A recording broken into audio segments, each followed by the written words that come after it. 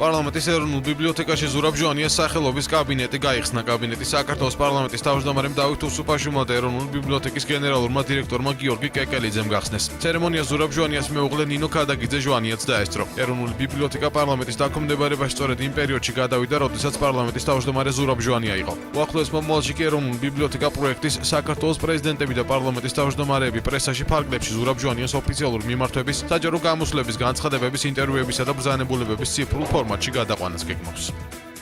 დაარსდა ადგილი ცენტრი, სადაც მოხდება საქართველოს უახლესი ისტორიის კვლევა და საქართველოს იმ მოღვაწეების პოლიტიკური მემკვიდრეობის უკეთ გარკვევა, ვისაც დამოუკიდებლობის წლებში მოუწია ქვეყნის ხელმძღვანელობა. პრეზიდენტები, პრემიერ-მინისტრები და ბუნებრივია ზურაბ ჟვანიას თავად უკავიას გამორჩეული ადგილი ამ წრეში.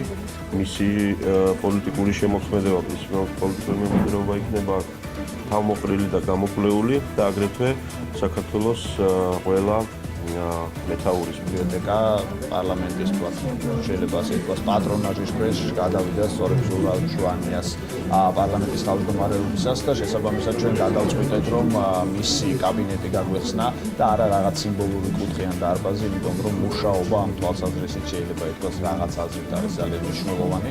რაც შეეხება სამუშაო პროცესს, აქ იგულისხმება საქართველოს პრეზიდენტების, პარლამენტის თავმჯდომარეების და ასევე პრემიერ-მინისტრების გამოსვლები, სხვადასხვა სახის ვთქვათ, ბეჭდური მასალა, ეს იქნება თუნდაც გაცხრებული რადიო ინტერვიუები.